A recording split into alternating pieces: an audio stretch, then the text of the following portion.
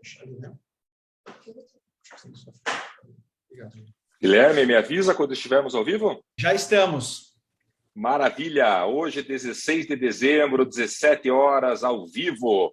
Roda de conversa, Guilherme Brenner Lucchesi, Marlos Ares de Oliveira, nosso segundo ano com um encerramento gigante, recebendo Cláudia da Rocha e Figueiredo Basto, dois renomados advogados que engrandecem o estado do Paraná e todo o Brasil, com um tema escolhido a dedo para finalizar o ano, o tema da revisão criminal, que há um motivo importantíssimo para tratarmos desse tema, que tem uma utilização muito estreita, tem muitas particularidades, mas que durante a nossa transmissão vocês descobrirão o motivo deste tema ter sido escolhido. Sejam todos muito bem-vindos e com vocês agora a advogada com escritório em Londrina, atuação em todo o Paraná, professora de Direito Penal, Processo Penal, coordenadora Faculdade de Direito na região de Londrina, Cláudia da Rocha. Tem a palavra, Cláudia. Seja muito bem-vinda.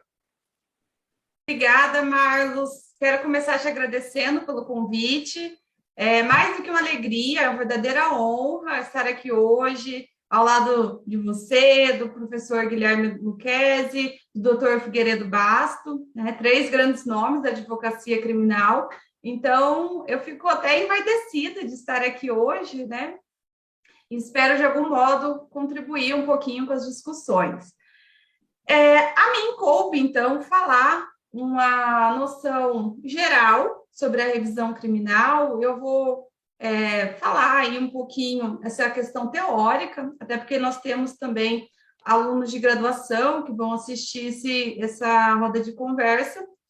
Então, para a gente começar falando de revisão criminal, é importante a gente partir da premissa de que ela é uma ação autônoma de impugnação de uma decisão já transitada em julgada. Por que eu estou dando ênfase nessa natureza jurídica da revisão criminal? É porque quando a gente abre o Código de Processo Penal, a gente percebe que ela está ali no capítulo dos recursos, né? Então, eu destaco que, embora a revisão criminal ela esteja dentro do capítulo dos recursos no nosso código, ela não é um recurso propriamente dito, né? Ela é uma ação autônoma de impugnação. E isso, né, essa conclusão de que ela não é um recurso, advém justamente do fato de que um dos pressupostos para a gente poder ajuizar uma revisão criminal é que tenha havido já o trânsito em julgado de uma sentença penal que seja condenatória ou que seja de absolvição imprópria. Sobre daí, então, as hipóteses de cabimento, né? As hipóteses de cabimento de uma revisão criminal, elas são muito pequenas, né? A gente tem poucas situações em que a gente pode, depois da decisão transitar em julgado, a gente vir e tentar desconstituir esse trânsito em julgado. As hipóteses para a gente apresentar uma revisão criminal, elas estão no artigo 621 do Código de Processo Penal, e nós temos 3 situações em que é possível apresentar essa ação autônoma. Então, a primeira situação é quando a sentença condenatória ela é contrária ao texto expresso da lei ou à evidência ali dos autos. A segunda hipótese é quando a sentença condenatória ela se funda em depoimentos, exames ou documentos que são comprovadamente falsos. E a terceira hipótese em que a gente pode apresentar uma revisão criminal é quando, depois da sentença, são descobertas novas provas, né? Provas que indiquem a inocência do condenado ou que indique ali alguma circunstância que autorize a diminuição da pena. Então, essas 3 hipóteses em que a gente pode usar a revisão criminal, elas trazem para nós uma importante conclusão. A revisão criminal, ela não serve só para a gente tutelar o status libertatis de uma pessoa. Então, não precisa que o condenado ele esteja preso para a gente usar essa ação. A revisão criminal, ela também é um instituto que serve para tutelar o status dignitatis da pessoa. E aqui a gente tem que pensar, então, nos casos em que uma pessoa ela é condenada, já há uma sentença penal transitada em julgada, mas que, na verdade, essa pessoa ela foi vítima de um erro judiciário. Então, nesses casos, principalmente de erro judiciário, a gente pensa na revisão criminal não só ali para soltar alguém que está preso, ela não é para tratar ali dessa prisão propriamente dita.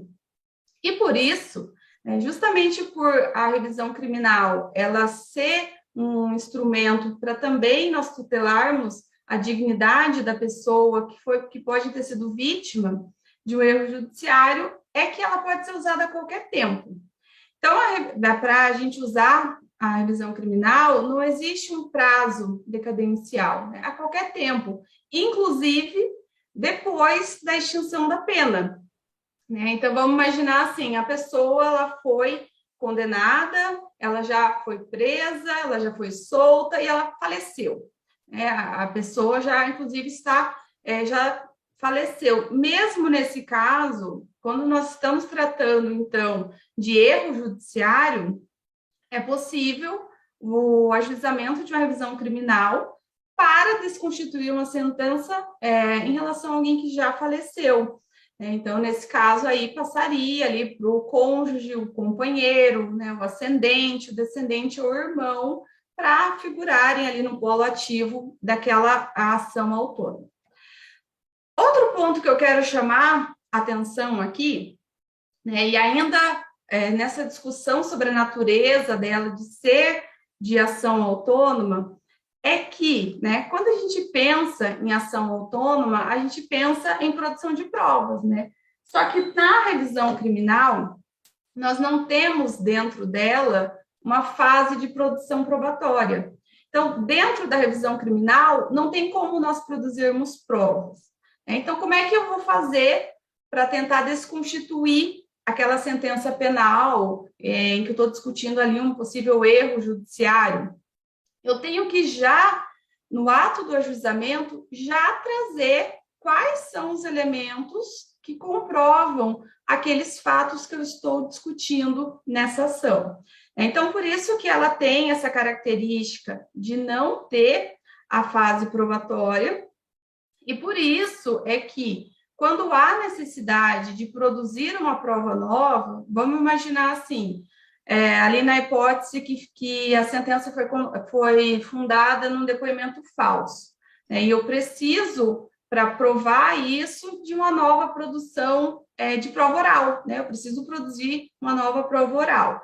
Nesses casos em que há necessidade de produção de prova, então o interessado ele tem que, primeiro, ajuizar um procedimento de justificação prévia.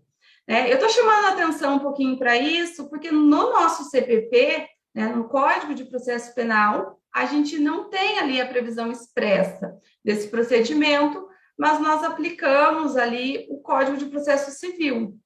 No Código de Processo Civil, a gente tem essa previsão expressa desse procedimento de justificação prévia e a gente usa ele no caso em que a gente precisa produzir uma prova para poder ali ajuizar a revisão criminal. Então, assim, esse procedimento de justificação prévia, ele não é algo essencial, ele só vai ser usado nas hipóteses em que há necessidade de produção probatória. Outro ponto, então, que eu queria chamar a atenção aqui é o que a gente pode conseguir com a revisão criminal, Então, no caso da revisão criminal ser julgada procedente, qual que pode ser a consequência ali para a pessoa interessada? E nós temos, então, 4 possibilidades. Quando uma ação de revisão criminal ela é julgada procedente, então o tribunal ele pode, primeiro, alterar a classificação ali daquela infração, e dessa alteração pode resultar numa prescrição.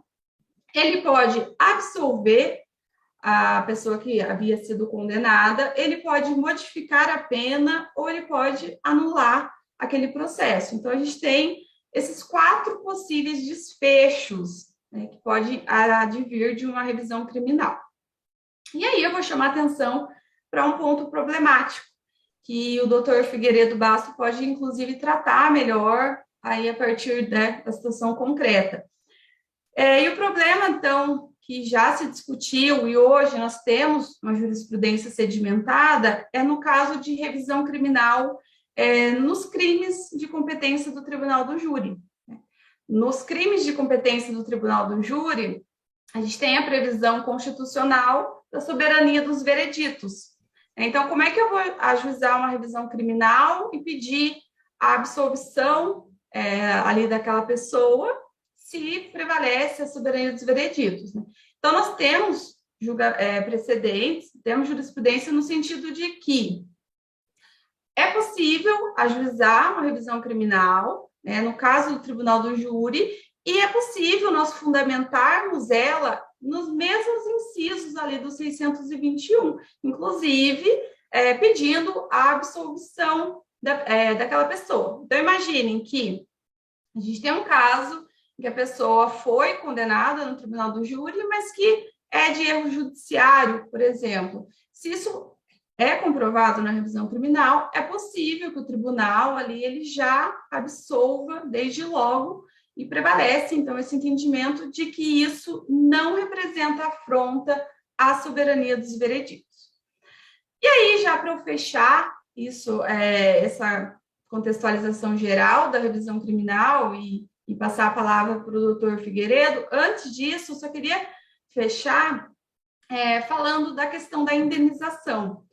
Porque, imagine, eu estou falando aqui de uma situação em que a pessoa é condenada, que a pessoa pode passar ali bons anos presa, e depois a gente consegue ali demonstrar que, na verdade, tudo aquilo foi baseado num erro judiciário, né? Ou um erro procedimental, ou um erro de julgamento. Então, por essa situação, existe a previsão de indenização. E a gente sempre tem que lembrar, né, nesses casos, principalmente hoje em dia, que o processo penal ele é muito midiático, o quanto só responder um processo já pode representar uma pena em si, e que muitas vezes, nesses casos que tem muita repercussão, mesmo depois que a pessoa é condenada, que ela cumpre a pena, ainda assim ela continua sofrendo com linchamentos na internet, ataques ali na internet, e essa faceta midiática do processo penal, ela também produz em algumas pessoas, né, aquele sentimento de se sentir à vontade para comentar o processo, para proferir as suas opiniões, os seus julgamentos. Então, nessa questão aqui, na revisão criminal, é sempre bom lembrar, né, que o resultado da procedência da revisão, ele tem que vir acompanhado também da fixação de uma justa indenização, né, tanto pelos prejuízos que a pessoa sofreu de ordem material, mas também ali de eventuais danos morais que tenham sido caracterizados. Em linhas gerais, né, quando a gente trata de revisão criminal, seria isso, né? E aí a gente eu devolvo, né, a palavra para o professor Guilherme para a gente tratar um pouquinho mais de um caso concreto.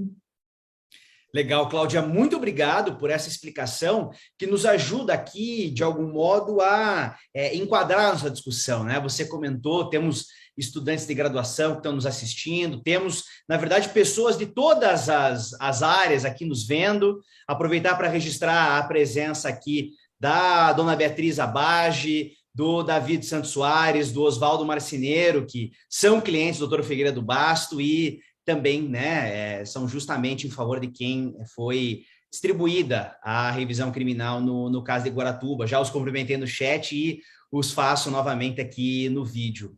E ao mesmo tempo em que eu agradeço, né, a Cláudia pela explicação inicial, eu já de imediato tenho a elevadíssima honra de, primeiro agradecendo, né, a sua disponibilidade por estar aqui conosco. O doutor Antônio Augusto Figueiredo Basto é um advogado que dispensa apresentações, mas ainda assim, né, eu apresento como um advogado criminalista de escola, reconhecidíssimo no estado do Paraná e em todo o Brasil. Ele diz que não, mas é um grande tribuno do júri ainda, né? Eu aguardo revê-lo aqui no nosso plenário no Centro Cívico. Já foi professor do curso de Direito do Unicuritiba e é alguém quem sempre me alegra muito ouvir falar. Então, Figueiredo, muito obrigado por estar aqui conosco. Bem-vindo mais uma vez à roda de conversa e a palavra é sua, meu amigo. Muito obrigado. Obrigado. Quero iniciar agradecendo as tuas palavras, Guilherme. Você é uma pessoa estimada, muito educada, e acredito que seja muito mais fruto da sua generosidade do que o meu próprio mérito, mas eu fico muito feliz em ouvi-lo. Está aqui com o Marlos, que também é um grande amigo, são grandes advogados, ilustres professores, que têm engrandecido o debate, especialmente na área do direito penal, processo penal, criminologia.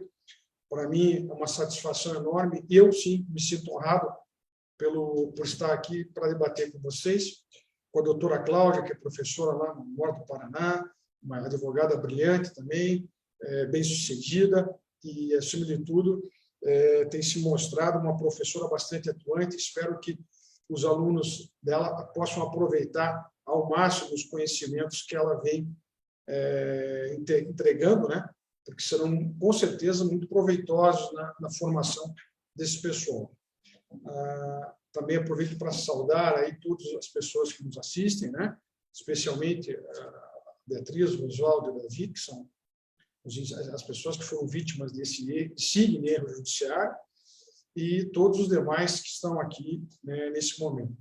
Bom, a Cláudia, vou chamar de Cláudia, né, uma jovem ainda e tal, e ela abordou a sistemática da revisão criminal dentro do nosso Código de Processo Penal e também da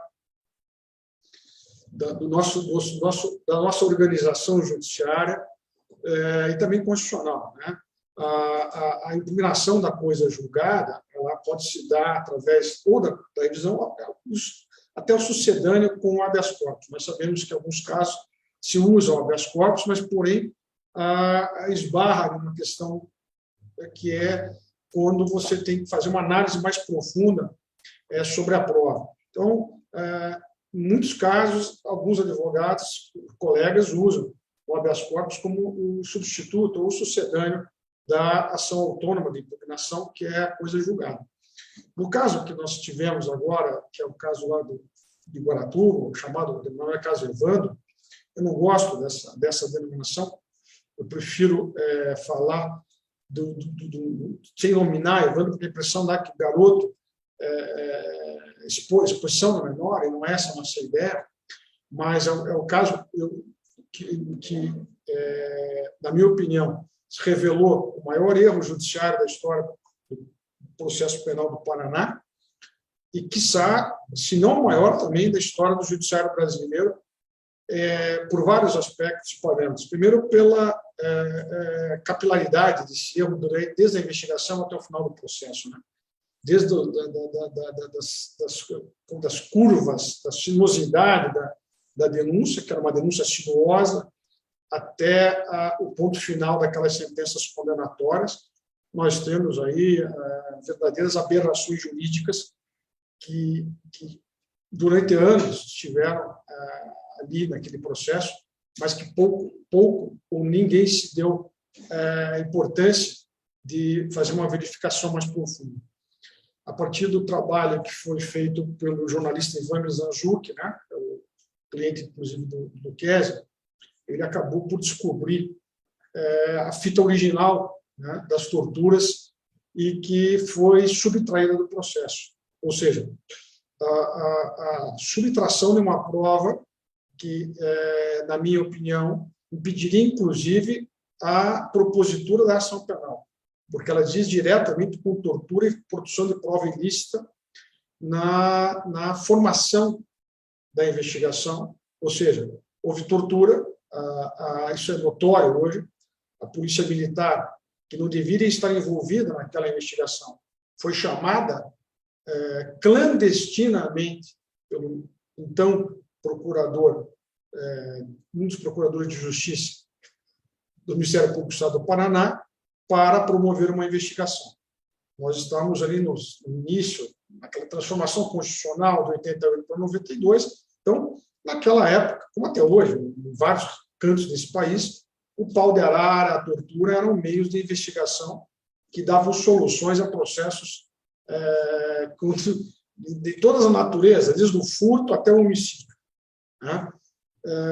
E ali, nesse caso que nós fizemos a revisão criminal, nós fizemos uma revisão criminal muito longa, extensa, a petição realmente é extensa. Eu até conversava com o Luquezzi no início, Marcos, e nós nos batemos muito, né, em fazer um texto curto. Então, quando nós recebemos a fita, no primeiro momento eu pensei, não, eu vou fazer uma petição mais enxuta, objetivando só a existência da fita, dizendo, está aqui a prova da tortura. Ocorre que a capilaridade da tortura no processo, ou seja, por um critério da derivação, né, da prova ilícita, ela é extensa, ela está em acórdãos, ela está em sentenças, ela está no despacho de pronúncia, ou sentença de pronúncia, como alguns querem, ela está em várias decisões, em várias alegações do Ministério Público, até no uso do plenário pelo Ministério Público do Estado do Paraná. Então, essa fita tinha uma importância central no processo. Por quê? Quando do sequestro, ou seja, chamada prisão dessas pessoas lá em Guaratuba, no ano de 1992, a P2, não satisfeita em torturar, espancar, ela agravou essa situação. Me parece uma coisa assim, inacreditável que se pudesse chegar a esse ponto. Mas chegou. Não só esses, né? Levaram essas pessoas para gravar um vídeo na casa do antigo ditador paraguaio, Alfredo Stroessner, que a Polícia Federal confessa nos autos, o doutor Chuele, que era o delegado, era usado como base de investigação da Polícia Federal naquela época. São coisas que os alunos da doutora Cláudia estão escutando hoje e não devem estar acreditando. Mas esse era o Brasil. Né? Então, nós, quando fizemos o estudo, eu peguei um livro de Solzhenitsyn chamado O Arquipélago Gulag, que é um livro espetacular, é uma obra de arte, e ele falando do tempo que ele fica preso, e ele faz ali um desdobramento muito didático, porque ele começa falando do momento antes da prisão, do inquérito e depois do processo. Né? E aqui eu acabei adotando exatamente essa sistemática. Eu procurei falar do que antecedeu a prisão, que era o sumiço de crianças no estado do Paraná na década de 90, a necessidade política de se dar uma solução final a esse problema, até chegar nas prisões absolutamente ilegais. Qualquer pessoa de bom senso que lê o que está na revisão, nós isolamos, por exemplo, os pedidos de prisão sem identificação do promotor, os depoimentos tomados de madrugada sem identificação de escrivão e também do promotor que lá estava. Só para você ter uma ideia, que é a doutora Cláudia e o Marcos, esses rapazes que estão aí, o Davi e o Oswaldo, ficaram sem ter advogado desde o início da investigação até o interrogatório judicial. Antigamente, o interrogatório judicial era o primeiro ato do processo. Né? Você interrogava primeiro e depois fazia a instrução. Enfim, até ali eles ficaram 60 a 70 dias sem ter contato com um advogado. E foram torturados lá em Guaratuba, foram torturados dentro da prisão, ao ponto das fitas mostrarem. Eu juntei um parecer de fonética forense aos autos de 277 laudas, que prova a autenticidade das fitas, a contemporaneidade, que o gravador é o mesmo e que as vozes são as mesmas. Ou seja, não há dúvida. Aí nós entramos no que a doutora Cláudia falou, que é a produção de prova na revisão. A revisão ela não permite a produção de prova. Você vai, dentro do Supremo, pelo regimento interno do Supremo, há essa possibilidade Tá? Inclusive, alguns julgados nesse sentido de que se poderia fazer uma produção de prova na revisão.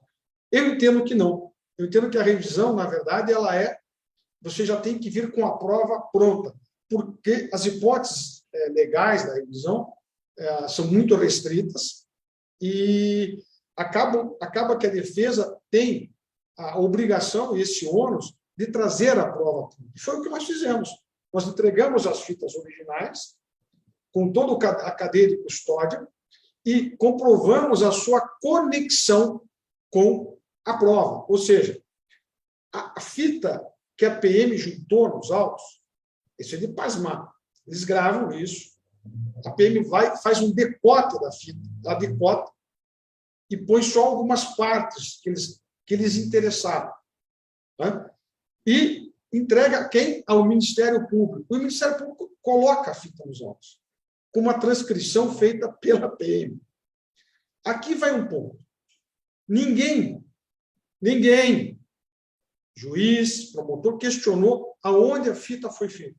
É tamanha a aberração que, numa determinada alegação final do Ministério Público, Marcos, Cláudia e Lucchesi, o procurador chega a seguir: confessaram em fitas, embora não se saiba a origem. Os autos. Inclusive, eu mostrei isso no júri. Né? De uma desfaçatez, de um descaramento, essa fita está no processo, porque você não sabe a origem, e você tem mãe e filha acareadas durante horas. Eles não conseguiram, até hoje, explicar aonde o Oswaldo e o Davi ficaram durante 36 horas na mão da PM. Até hoje eles não explicam por quê que o Oswaldo aparece sendo gravado junto com a Beatriz, enquanto eles afirmam, o processo todo, que eles jamais estiveram juntos. Está lá. Ou seja, vejam a loucura e a demência dessa gente, dessa chamada máquina judiciária, ou a máquina da justiça criminal, né? É um moedor de carne, na verdade, nada mais do que isso. E ninguém viu isso, ninguém questionou o Ministério Público do Paraná, um juiz que despachasse nesse processo, por mínima inteligência que tivesse, mínima decência e vergonha na cara, deveria questionar a origem da fita. O que eles fizeram? Um simulacro de um inquérito. E aí vocês vão dar risada, mas é verdade. O mesmo promotor que aviou a denúncia contra o ICEP era o cara que estava investigando se a PM, que trabalhava com ele, tinha praticado tortura. Ou seja, o cara era um príncipe dinamarquês, ele vivia entre o ser e o não ser. Então, essas questões todas estão muito bem colocadas na revisão criminal. Por quê? Porque era preciso que eu mostrasse aonde as confissões vão derivando e mostrando todas as injunções que mostram que esses argumentos eram absolutamente válidos. Por exemplo, nós temos uma coisa inédita. Essa menina, a Beatriz, que está nos vendo, menina, porque ela é uma menina, na época, então, nem se fala, tinha 28 anos de idade, ela é transportada num carro e lá no ferryboat, o cara torce a mão dela para trás, ela está no vídeo, no processo, e começa a interrogá-la dentro do carro no ferryboat. A mãe no outro carro e ela desesperada chorando. Tinham 3 promotores de justiça nesse mesmo ferryboat. Primeiro, quem está nos escutando já viu alguém ser interrogado dentro de carro no ferryboat? Se alguém aqui está escutando souber, tem que denunciar. Eu nunca ouvi isso. Por que não interrogaram no fórum? Mas, enfim, aí você vai. E nenhum desses promotores tomou qualquer atitude para parar aquela agressão, quer como homens, quer como autoridades. Porque, como homem, eles deviam ter agido ao ver uma mulher agredida. Não fizeram. Não fizeram porque se acovardaram. Mas agora, quando nós entrarmos, porque a revisão fala da reparação de dano, mas é na OEA que eu quero, na Interamericana de Direitos Humanos, eu vou apontar um por um deles. Isso é imprescritível. Eu vou pedir a condenação do Estado do Paraná pela violação de direitos humanos, apontando nominalmente 3 promotores de justiça do Estado do Paraná, inclusive, acho que 1 ou 2 já estão até aposentados. Um está aí no tribunal, está até hoje na instituição. Né? Não estou falando desses que fizeram o júri, não. Estou falando dos que atuaram lá na fase de investigação. E aqui não é uma crítica institucional. Hein? Muito embora quem entendesse dessa forma, eu também não estou nem um pouco preocupado. Tá? Passei da idade de me preocupar com essa babaquice de críticas institucionais. Por que eles não defenderam a instituição, evitando este erro judiciário quando podiam? Isso teve na mão de muita gente. Tá? A história dessas 7 pessoas, que muito bem disse a Cláudia, o estigma é perpétuo. O estigma é perpétuo. A reparação de dano não resolve absolutamente nada do tempo de cadeia, do tempo de surra, do tempo de não arrumar um trabalho, dos divórcios forçados, das orfandades forçadas. Isso não recupera mais. Né? Então, quando nós revisamos o processo, nós abordamos a revisão sobre os 3 pontos. O primeiro é a decisão dos tribunais do júri, as condenatórias, afrontam a prova dos autos.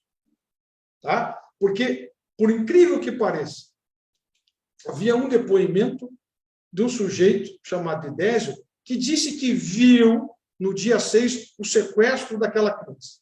Bom, primeiro, ele não provou, ele não aparece na investigação. Ele surge no corpo da denúncia e faz um depoimento de uma contradição absurda. Tá? Mas ele nunca provou que ele estivesse naquele local. Ele dizia que foi buscar, fazer uma compra numa loja de material de construção. Pois bem, um dos advogados que trabalhava na época, o Dr. Magnus Kaminski, que já é falecido, foi à loja de material de construção e conseguiu um documento idôneo dizendo que não havia recibo de compra, nota fiscal e nada de que ele tivesse comprado lá. Ou seja, ele não foi na loja de material de construção. Esse documento foi parar dentro de uma outra investigação paralela do Grupo Tigre, que nós só recuperamos quando o processo já havia sido pronunciado. Os réus já estavam pronunciados para o júri. Mas, ainda assim, esse documento não foi considerado pelo tribunal.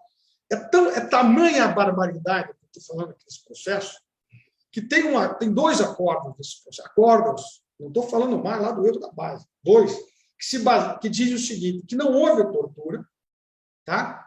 Porque eles não provaram a tortura, eles tinham que provar que foram torturados.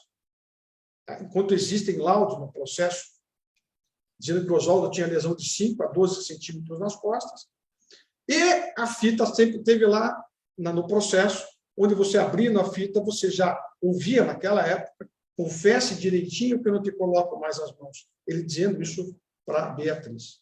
Bom, um desses acordos chega ao ponto de tomar um único exclusivo depoimento, que é desse rapaz, como válido, tirando outros 30 depoimentos que o desmentiam, tá?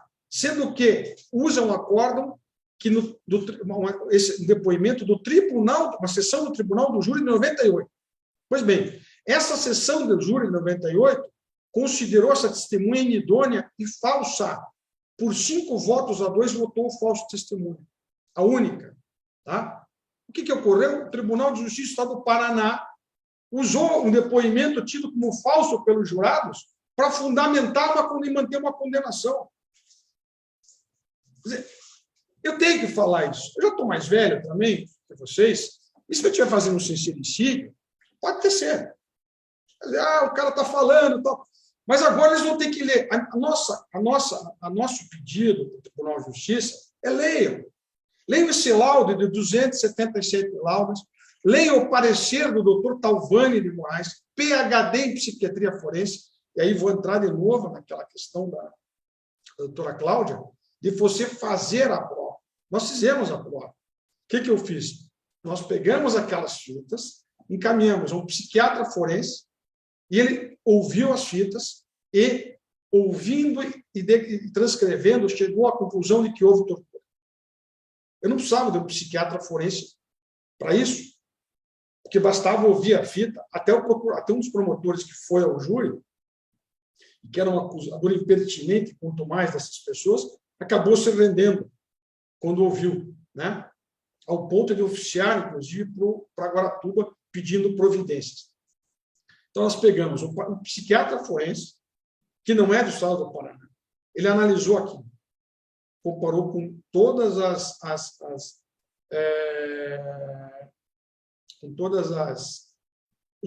argumentos que nós tínhamos nos autos da fita, e depois eu peguei e falei, bom, eu já tinha ouvido alguém aqui falar, mas não sei se ela é original, essas fitas. Eu peguei também e mandei fazer uma autenticidade. Muito embora, quem questionava a autenticidade esqueceu de um problema. O Marcovix começou a trabalhar nisso em 17. Em 17, o Vicente já tinha morrido. Então, não tinha como ele montar a voz do Vicente, que está apanhando dentro do carro com o rádio ligado. Veja, Marlos, a disfarçatez da PM na época era tão grande. E quando você tem certeza da impunidade, só tem um motivo para você ter certeza, porque você tem costa larga. O cara que torturou essas pessoas e mandou torturar era o tal do major, capitão, coronel Neves, que depois foi processado pela OEA, condenou o Paraná por abuso de direitos aqui no Paraná e foi finalmente condenado pela Justiça Federal por formação de milícia e violação de direitos de trabalhadores no Estado. Acabou morrendo de uma forma violenta. Então, esses caras chegaram, esse cara chegou a coronel. Por que esses caras torturavam e faziam isso gravando? Porque sabiam que ninguém ia tomar providência. Eles tinham promotores que estavam ali, o próprio judiciário não se importou. Por que o judiciário não se importou? Tinha uma gravação, tinha fita, não precisa de mais nada. Eu preciso julgar esses caras rápido, botar na cadeia e botar uma tampa em cima disso. Ocorre que os erros eram tão veementes, né, que as coisas não tinham como segurar. Você faz uma panela, mas você não consegue enfiar a tampa. Essa é a grande realidade. Né? Ou eles queriam expulsar demônios, mas os porcos entraram neles mesmos. Essa é a grande realidade. O que eu vejo hoje na revisão criminal ela tem um longo espectro. Nós pedimos aqui a absolvição, se não for absolvidos, a nulidade, e uma reparação de dano.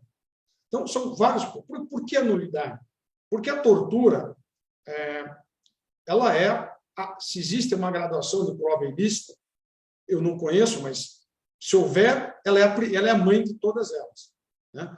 Não existe nada mais ilícito, covarde e desumano que a tortura. Não existe nada mais ilícito, covarde e desumano que colocar mãe e filha para serem acareadas frente a frente. Qual é a mãe que vai resistir a isso? Qual é a filha que vai resistir? E colocar isso no processo, contrariando todas as fórmulas processuais que vigiam já em 92. E ninguém, absolutamente ninguém, questionar isso. Até o delegado, na época, quando foi juntado, questionou, mas também de uma forma muito branda, e depois ele parece a loucura como isso aqui era. Como o laudo do Instituto Ético Legal é absolutamente equivocado, para não usar uma expressão muito forte aqui, tá? É incrível que o papel não tenha se enrugado quando os médicos transcreviam aquelas bobagens. O delegado pede para o perito uma aquisitação para ver, olha a loucura, se a confissão gravada em fita batia com o laudo. Batia com o laudo. E por que ele faz isso? Porque nessas confissões tem termos técnicos. Eu duvido que vocês, que são advogados, tenham visto algum acusado confessar o crime por asfixia mecânica, interseção transversal e outras coisas mais. Então, e por que o acusado confessa assim? Porque a PM, quando vai torturar, ela mostra o laudo. Eles subtraíram o laudo dos autos e mostraram para a pessoa, e a pessoa, confesse aqui, o cara leu a asfixia mecânica, que não diz absolutamente nada, né? Você precisa especificar. Então, e sem exumar o cadáver, o cara respondeu e foi acertando. Eles foram conchavando e foram acertando este processo. Isso aqui no estado do Paraná. É no estado, não estou falando em estados menores, aqui no Paraná. E tem muita gente que está aí hoje ocupando cargo público ou recebendo proveitos do cargo público, que participou dessa tramóia, tá? Que participou dessa cena escabrosa. Essa revisão criminal, ela, depois de quase 30 anos, você dizer, pô, quase 30 anos depois, sim, porque somente agora nós tivemos acesso a uma prova nova. Nós, então, partimos, aí, estou adaptando mais ou menos a aula da professora, do conceito de prova nova, né? Porque nós não temos como provar a falsidade dos laudos. Os laudos, eles não são falsos, eles são falhos, né? Eles não mostram uma série de erros aí, não vou entrar no mérito agora, porque daí passaríamos dias discutindo isso. E nós, então, fizemos a prova, que entendíamos útil e necessária para sustentar os nossos argumentos, né? Então, o conceito de prova nova. Prova nova é aquela que aparece após a condenação transitada em julgado. Você sabe que, para você poder propor uma revisão criminal, a exigência é a certidão do trânsito em julgado, conforme o regimento interno do Tribunal de Justiça do Paraná. E não só pela prova nova, nós fazemos também pela absurda decisão em confronto com aquilo que já foi feito nos autos. A demonstração de que a tortura derivou para todos os níveis do processo exigiu uma petição muito mais, detalhada. Não havia como não detalhar isso. Então, nós não queremos na revisão um cotejo de prova, porque não é esse o ambiente da revisão criminal. Nós queremos na revisão uma análise da formação da prova. Ou seja, como esta prova foi formada, que é muito mais importante que a prova. Qual foram os meios de obtenção de prova e como eles foram tirados. Isso antecede a ação penal. Não há ação penal se a prova é ilícita. Isso é uma coisa que me parece bastante lógica. Você não pode iniciar uma persecução penal baseada em prova ilícita. Ainda que tenha gente maluca nesse país dizendo que se a prova ilícita fosse adquirida de boa-fé, você poderia fazer, né? Aí você vai perguntar o que é boa-fé para esse cara, e ele vai dizer que boa-fé é você ter passado num concurso público ou participar de uma igreja qualquer, né? Mas de boa-fé o manicômio judiciário está cheio. E o inferno, então, meu amigo, deve ter uns 500 caras sentados nos 9 anéis do Dante. É uma loucura. Né? Mas tem gente que pensa assim. Se você transportar para hoje, o cara falar isso desta maneira, levar este projeto ao Congresso Nacional, você imagine em 92 o que esses caras eram capazes de fazer. Quer dizer, quando a gente vê essas duas situações da revisão do que está acontecendo hoje, você vê que houve muito pouca evolução do outro lado do balcão.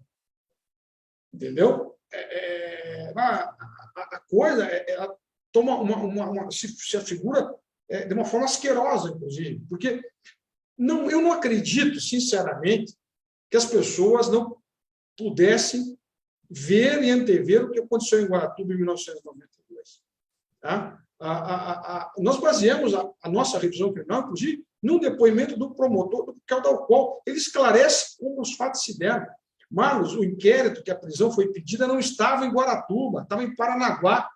O Oswaldo era preso na tarde do dia 1 de julho.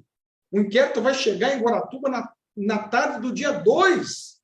E eles não explicam onde eles ficaram com esses rapazes esse tempo todo.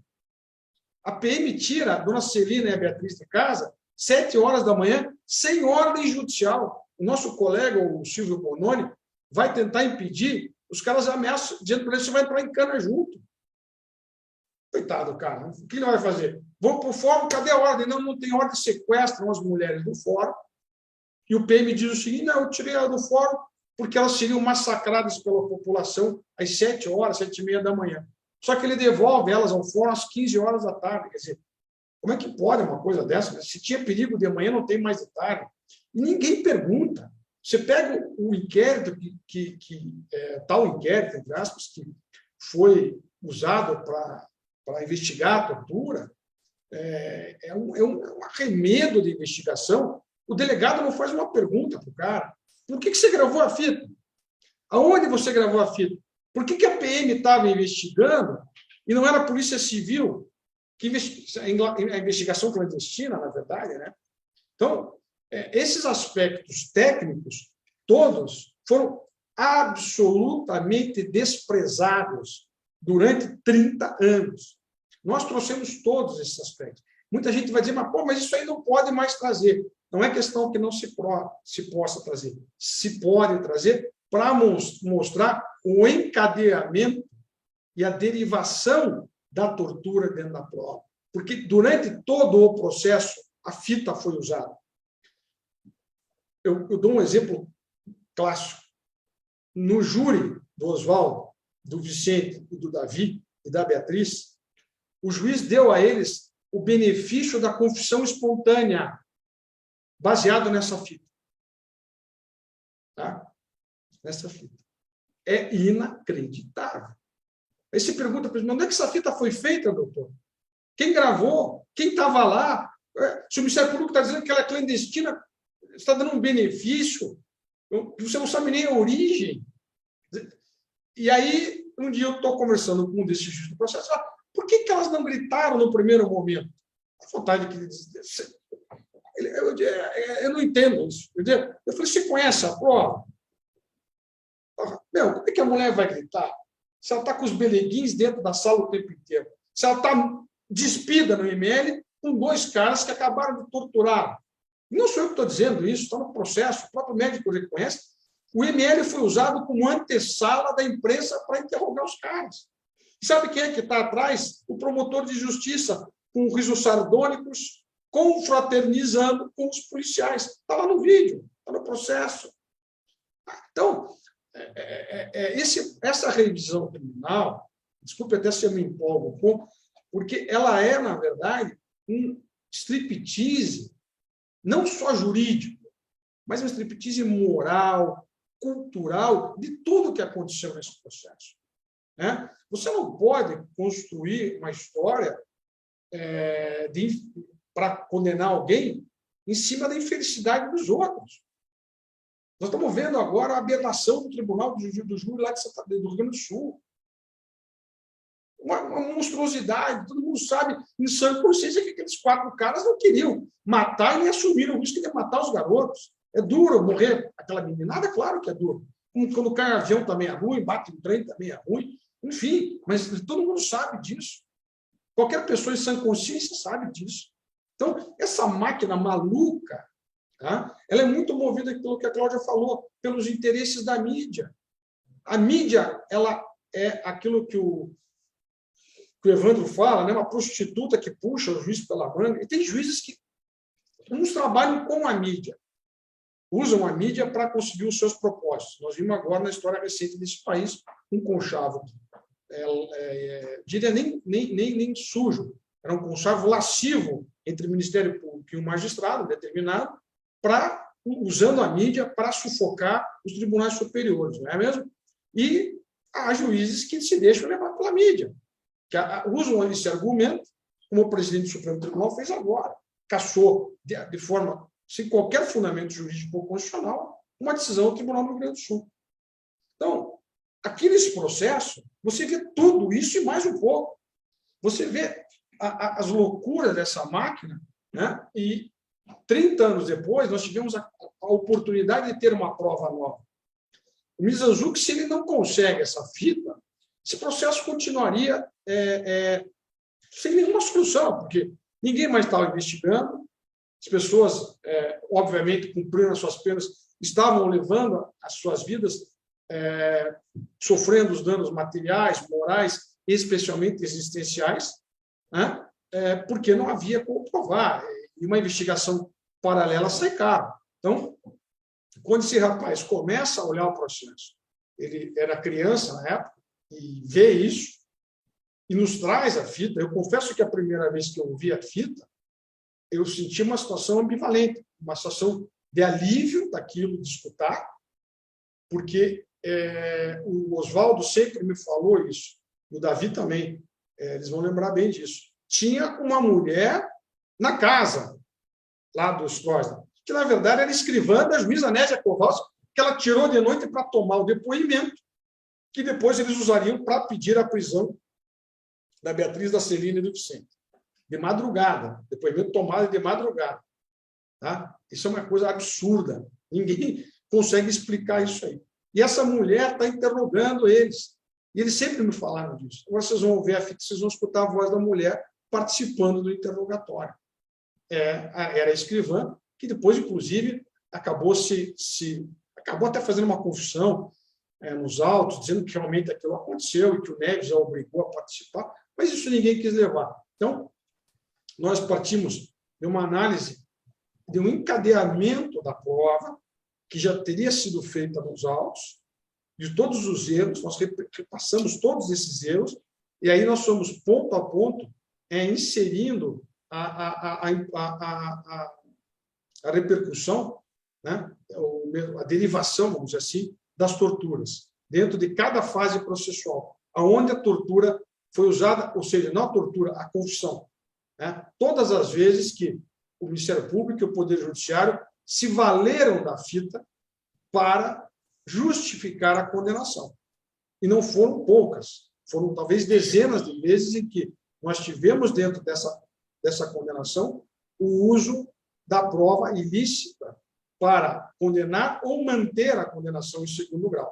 Então, diante disso, o conceito de prova nova é aquela que tem a conexão temática com a revisão, isso nós provamos, né? Ela é contemporânea aos fatos e autêntica. Ela tem uma vinculação temática direta com o conteúdo. Essa fita que hoje está na revisão criminal, com esse laudo, ela é a matriz da gravação.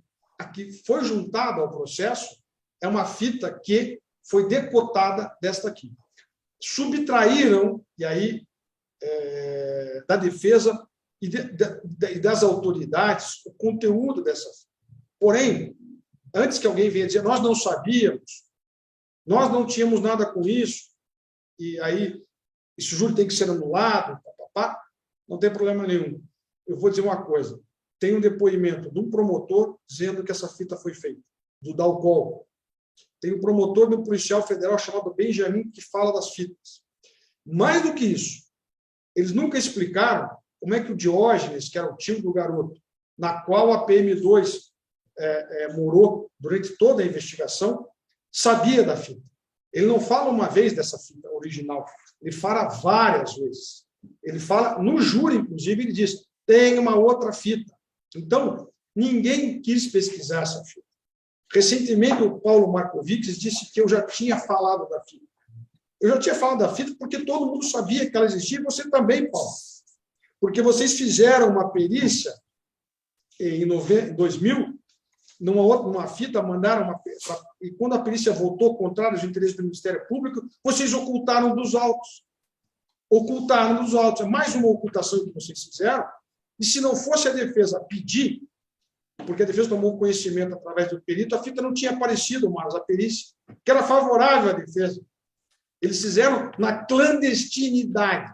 E não foi lá em 92, foi agora, nos anos 2000.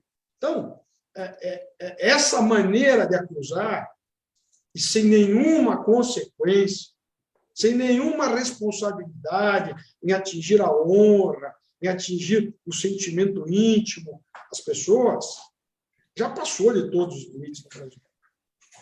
Tá? Figueiredo, Oi. que ano foi o júri em São José dos Pinhais, que foi o primeiro júri? 1998. 98. Em março e acabou em abril de 98. São 35 dias, né? 98. Eu quero, sem te interromper, mas fazer menção a todos que estão nos acompanhando. Em 98, eu estava ali no meu 5º ano da advocacia. O Figueiredo era um jovem advogado. Ainda sou. Ainda somos. É isso aí. E o Brasil acudiu a São José dos Pinhais. Os lugares eram disputadíssimos era o grande evento jurídico brasileiro, aquele que se falava seria o júri mais longo do Brasil, como acabou sendo a época, se não me falha a memória. Eu tive lá em praticamente todos os dias, começando a advogar, assisti o grande tribuno do júri, quem chamou a responsabilidade para si, quem assumiu, lógico, excelentes advogados, mas quem chamou, quem apareceu, quem brilhou naquele júri foi o Figueiredo. E daquele júri, dessa história toda, com os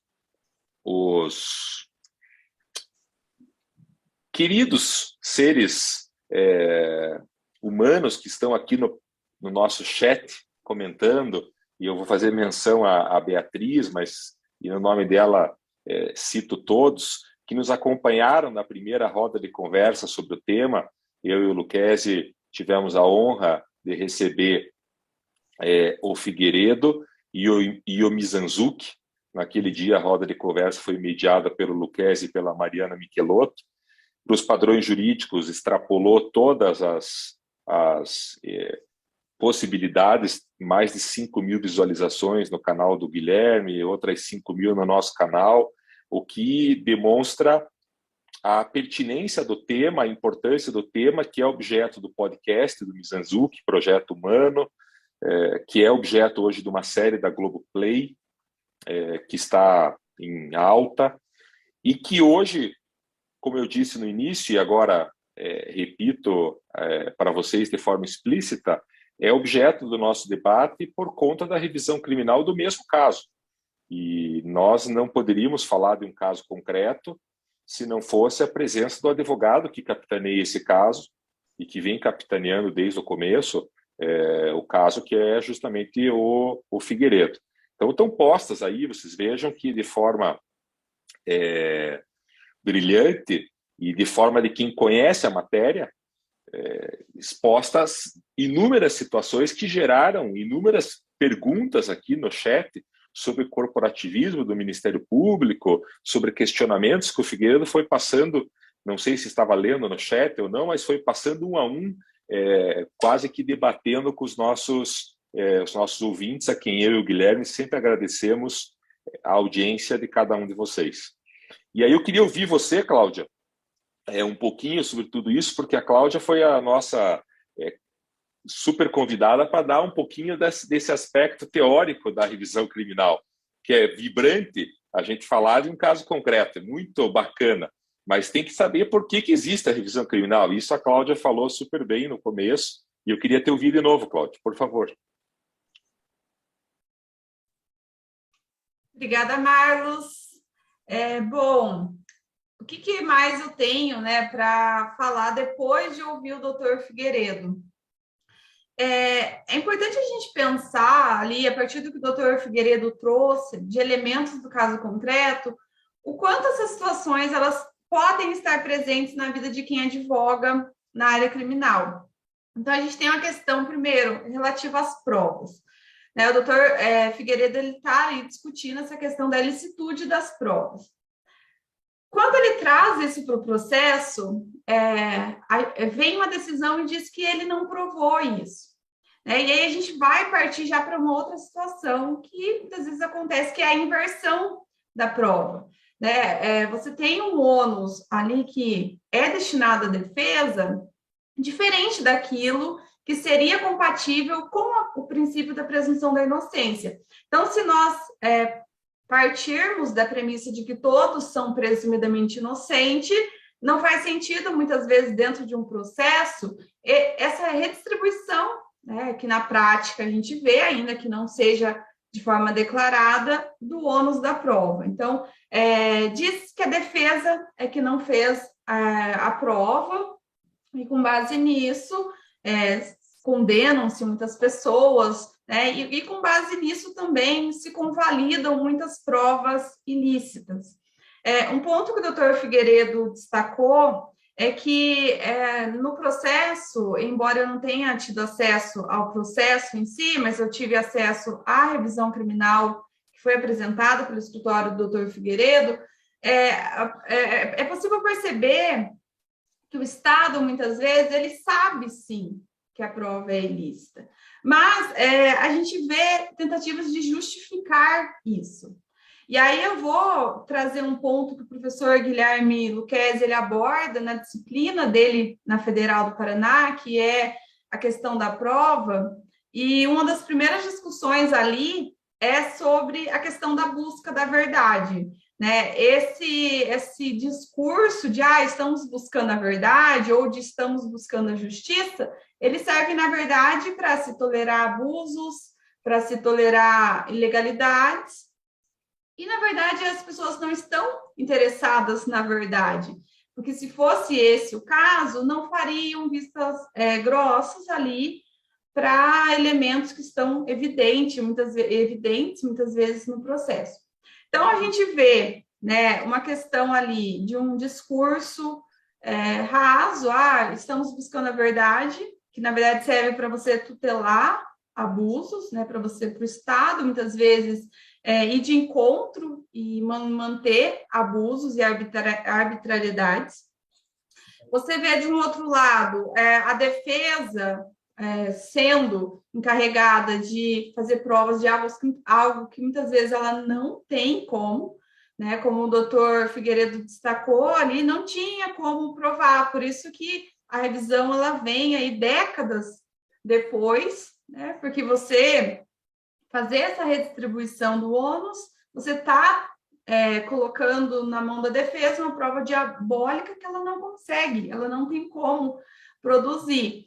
E o outro ponto que eu quero chamar a atenção é da necessidade da gente tomar cuidado com essa questão da fé pública. O policial tem fé pública. O que o policial diz, ele tem fé pública. E tomar cuidado também, né, para que isso não seja um discurso aí para você tolerar abusos. Então, assim, o que eu gosto de dizer para os meus alunos, né, é que a gente tem que tomar cuidado quando a gente fica aí apoiando esses processos midiáticos, esses processos cujas sentenças elas vêm ali para acalmar o clamor público, porque, na verdade, eles são processos que estão totalmente contrários a um Estado que seja minimamente de direito.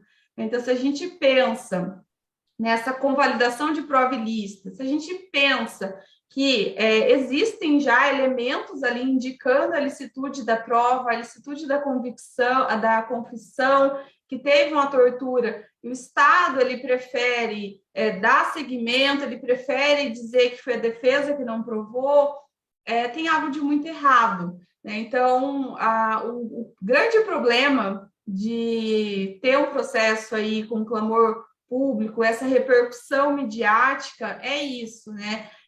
Da gente ver que, no fim das contas, o Estado ele acaba não só tolerando injustiças, mas como ele acaba sendo protagonista dessa injustiça, né? Então, a gente vê assim, um próprio desvirtuamento do processo penal, que não serve para você começar ele pensando, essa é uma pessoa inocente, né? Vamos ver no final se existem provas que demonstram o contrário dessa presunção da inocência. Não, o processo penal ele começa só para você estabelecer uma punição, né? Então, essa é a preocupação para todos nós que atuamos nessa seara aí, e ficou bem destacado pelo que o doutor Figueiredo falou.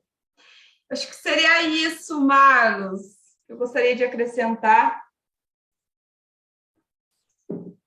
Legal, Cláudia, muito obrigado. Eu acho que é sempre fundamental a gente fazer, né, esse cotejo entre a prática e a teoria. Eu fico muito feliz da lembrança, né? A Cláudia, eu tive a oportunidade de ser professor dela no mestrado, a gente discutiu muito esse tema da verdade e, enfim, a gente pode discutir horas, né? Se existe a verdade, se ela não existe, se ela é alcançável, se ela não é alcançável, mas o grande fato é que ela é, de fato, utilizada como um subterfúgio para se fazer aquilo que se bem entende no processo. Muitas coisas são feitas, muitas atrocidades são cometidas em nome da busca da verdade. Então, eu fico muito feliz que a gente esteja testemunhando, né? Um caso em que a verdade está sendo invocada não para destruir vidas, né, e acabar com a reputação das pessoas, mas para, de alguma hora, tentar desfazer todo o dano que foi provocado. Então, parabenizo aqui a todos pelo trabalho.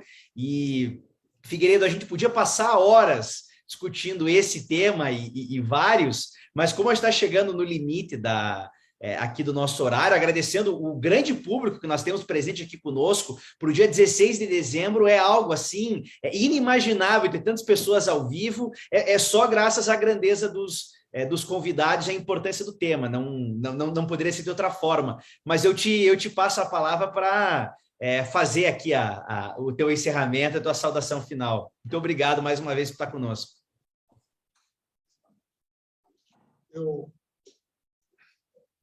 Eu agradeço aí essa oportunidade, mais uma vez, de estar falando sobre esse tema. Ele não se esgota. Cada vez que a gente discute isso, aparecem novas e novas oportunidades, novas vertentes daquilo que aconteceu, né?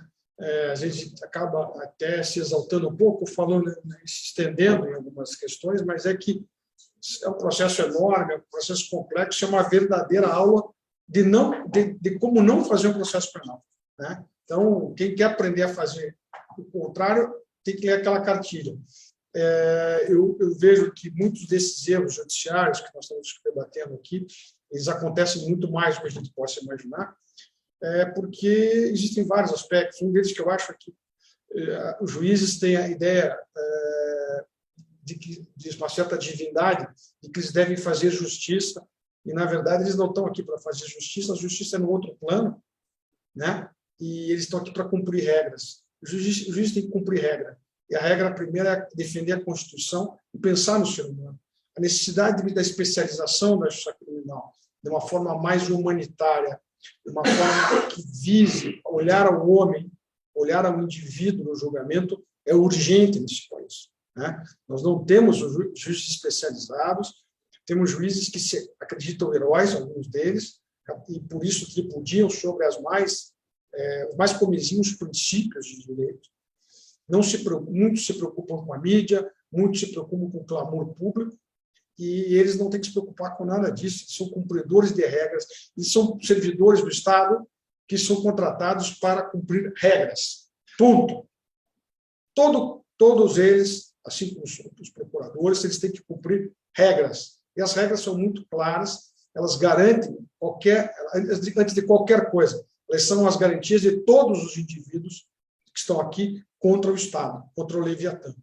Isso é o processo penal, o espírito do processo penal, né? Então, eu entendo que nesse final de ano, né, a gente encerrou o trabalho, a gente conseguiu entregar a revisão antes do final de ano, a gente ficou esperando muito tempo pelo laudo do Dr. Bright, que é muito interessante. Eu acredito, sinceramente, que nós vamos conseguir reverter essas condenações. Eu não tenho a menor dúvida de que não vai haver corporativismo que segure as questões de altíssima indagação e as provas que nós fizemos. Eu fico muito satisfeito, porque hoje nós temos um desembargador que, acima de tudo, é um homem dedicado, zeloso, e tem mostrado isso na sua carreira no tribunal, e preocupado em estudar, né? E acho que agora nós vamos estar na mão de alguém que vai ler o processo. O processo não vai ficar naquela questão, o assessor tal, na mão de fulano, beltrano, como infelizmente acontece muito.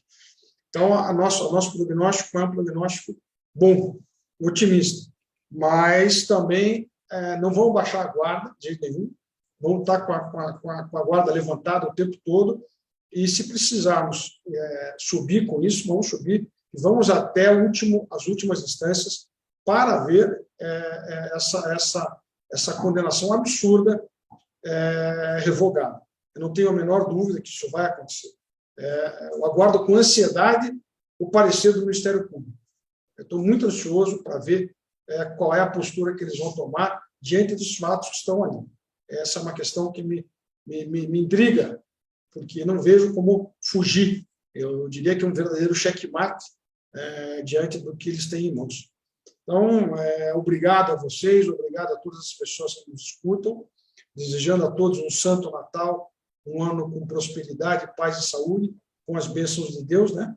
E que nós possamos aí no próximo ano nos ver, confraternizar e ter um grande ano para todos nós, aí longe de pandemia, enfim, né? Que seja um ano da advocacia. Tomara, vamos torcer aí. Um abraço, Marlos, um abraço para a Cláudia, para o Guilherme, todos vocês. Aí foi uma grande honra, prazer poder desfrutar desse debate, né? Sempre no altíssimo nível. E estou vendo o Marlos dando risada lá, feliz da vida, né? O Atlético perdeu ontem, então ele deve estar mais feliz ainda, entendeu? Mas faz parte do jogo, Marlos. Nada como um ano atrás do outro. Nós vamos voltar, entendeu? Vamos voltar. E obrigado a vocês, um abraço a todos, um abraço a Beatriz, um abraço ao Oswaldo, ao Vicente, e na certeza de que teremos um ano de enfrentamento e nós vamos vencer no final. Muito obrigado. Eu tava sorrindo, Figueiredo, e não estava pensando no Atlético. Eu estava me lembrando dessa tua sala onde você está sentado e na tua frente provavelmente está o Luiz Gustavo, meu diletíssimo amigo também, e aonde eu conheci a tua devoção por Nossa Senhora Aparecida. E você falou que o ano de 2022 tem que vir iluminado com as bênçãos de Deus, e eu sorri pensando que com as de Nossa Senhora Aparecida, de quem eu sou devoto também, né? Amém. E na tua pessoa, Figueiredo, e na pessoa da Cláudia, eu e o Guilherme Brenner Lucchesi queremos agradecer os nossos 16 convidados que participaram conosco das nossas 8 rodas de conversa em 2021. Como vocês estão assistindo agora, nem todas elas foram no melhor cenário, no cenário das nossas salas, foi aonde foi possível realizar. Teve roda de conversa no aeroporto, teve roda de conversa no escritório de amigos, teve roda de conversa em todo lugar, porque eu e o Guilherme, em nenhum momento, aceitamos encerrar esse programa que começou em 2020, prosseguiu em 2021 e prosseguirá em 2022, graças a quem nos acompanha pelos canais do YouTube Arnes de Oliveira e Andreasa e pelo canal do YouTube do Guilherme Brenner Lucchesi, que nesse ano, Figueiredo, está dando um show. E nós começamos o ano numa disputa cabeça a cabeça de número de seguidores, e hoje ele já extrapolou, já me deixou muito para trás, mas são 2 canais que eu convido todos para curtir e se inscreverem. E na tua pessoa, Figueiredo, na pessoa da Cláudia, eu e o Guilherme agradecemos 16 gigantes que estiveram conosco trazendo debates desse nível que nós tivemos hoje. Então, agradecer demais, encerrar esse ano de 2021, que está na hora de ser encerrado, está na hora da gente fechar essa porta de 21, começar 22 revigorado, como disse o Figueiredo, com as bênçãos de Deus, de Nossa Senhora, e logo em fevereiro, eu e o Lucchesi voltamos com mais rodas de conversa e com certeza contando com o Figueiredo e com a Cláudia no elenco desse grande programa que a gente fica tão feliz. Muito obrigado, saúde e paz a todos vocês. Beijo, tchau. Amém. Feliz Natal, bom ano a todos. Obrigado. Obrigada. Tchau, tchau. Obrigado, gente. Obrigado. Obrigado, um abraço a todos e um grande ano. Um abração. A nós. Tchau, tchau. Abraço.